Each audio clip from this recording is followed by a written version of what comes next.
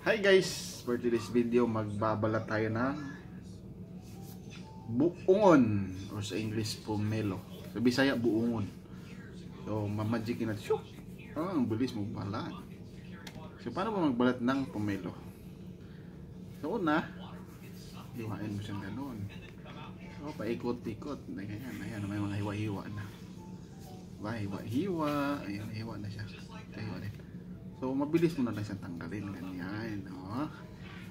Nakita na agad ang laman na namumula-mula. So, ayan guys, oh. So, mabilis na lang niya tanggalin guys. Ganyan lang kasimple. Mabilis na lang tanggalin. Naputol tuloy.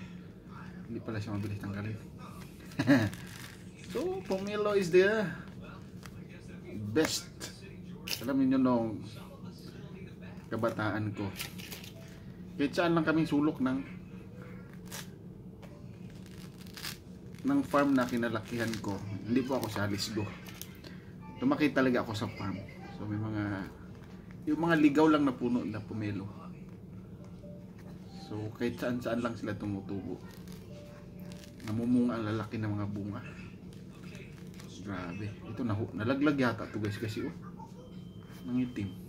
Nangitim ba yun?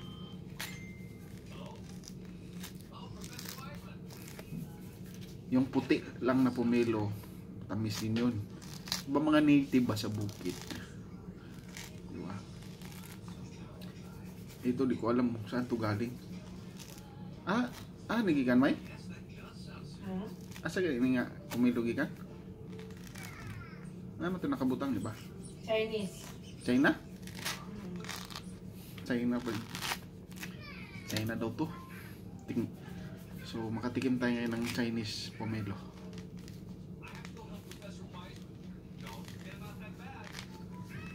Ayan. Ayan o. So tanggalin pa natin itong mga puti-puti hanggang sa lumabas na yung mamumula-mulang laman.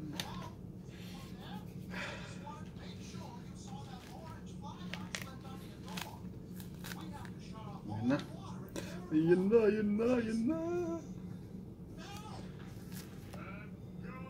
So, may kapag kakain kami nito dati, magdadala kami ng asin sa puno. Tapos, pag nahuli kami ng lola, papagalitan kami. Alam niyo kung bakit? Kahit sa puno ng mangga, bawal daw magdala ng asin kasi pamahiin. Nasisira daw ang bunga ng mga prutas kapag dinadalhan ng asin. Pero kami matigas pa rin ang ulo namin. Kaya kapag nakakita ang lola doon ng napakaraming mga nalalaglag, kami sinisisi. Nagdadabog. Kasi kayo mga bata, dinadalhan nyo kasi ito ng asin. Kinahuhulog na yung mga bunga. Ang dami ba naman ng bunga, minsan nababali na. Yung sanga sa sobrang dami ng bunga ng pomelo, mangga, at napakarami mga prutas doon sa probinsya namin dati. Kapag ang pomelo ay season ng pomelo, nako, ngipin mo. Ako ngipin ko sumusurrender sa asin. Ang bilis siyang sa Bisaya. Saan ang ngilo sa Bisaya may? Sa Tagalog may ngilo. Ngilo. Mungilo ako ngipon din ko sobrahan sa kaon ug mangga. Nangingilo. Lain man.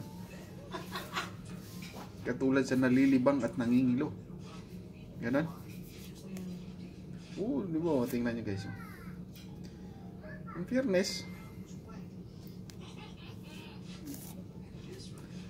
malaki yung kanyang guys, laman. So manipis lang yung balat.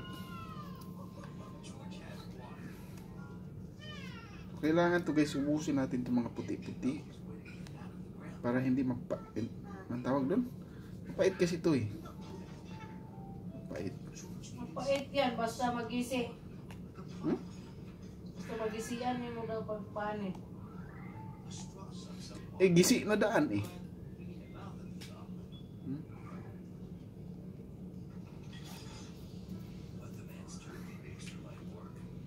Alam ko na nag-gisi.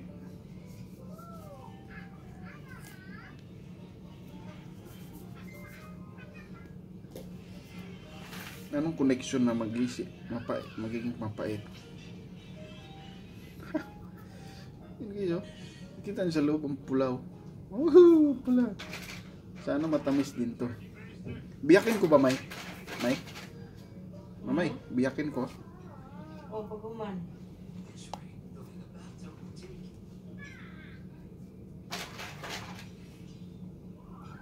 Magkano to, Mamay? Mamay? Magkano to? Nalala mo magkano? Saan yung resibo?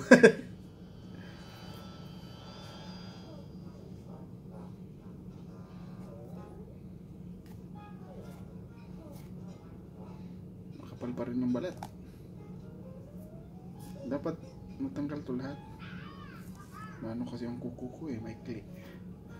Maiksi ang kuko. O, buungon mo diha mga Bisaya. Buungon. Nag-inusarang buungon. Okay. Mahal man. Hindi siya rin paliton. Samang bukid ni kay libre ra gid ni. Bisa pagliliim mo hang punuan, makalibre gyapon ka. Nag-agi nimo, labayon ra nimo, goy. Basta walang silingan, no? Basta walang silingan, libreng buongon. Pero pag na, ganyan silingan, tulo laway sa buongon. Wala laing choice. Palit na lang yun. So, ayun na guys. Bibiyakin na natin guys. In 1, 2, 3. Yan guys. Okay. Pula kayo. Pula kayo unod.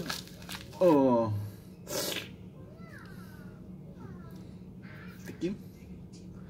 Unang tikim. Wow. Parang masarap to ah.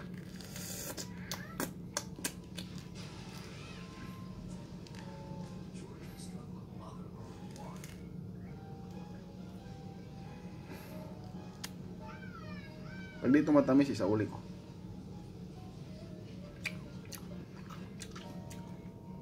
Wala, lami. Lami, lami. Chinese, good na. Hindi ko be. Lami ay.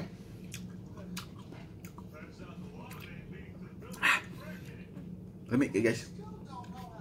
Pwede na tagaan si Mrs.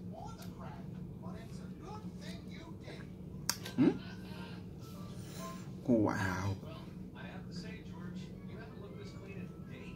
Parang mamusok siyang kainin pag hindi ko pigilin sarili ko.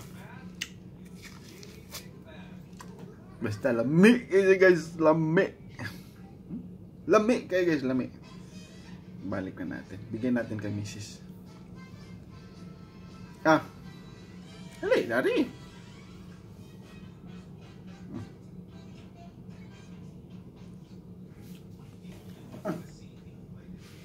Lamig kayo.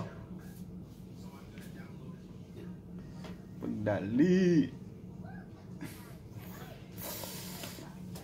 So guys, tapos ko ng binalatan guys. Natikman na rin natin. Kaya maraming salamat sa inyo. Bye bye. God bless. Balat na lang sa akin. Balat. Thank you for watching. And please don't forget to like and subscribe.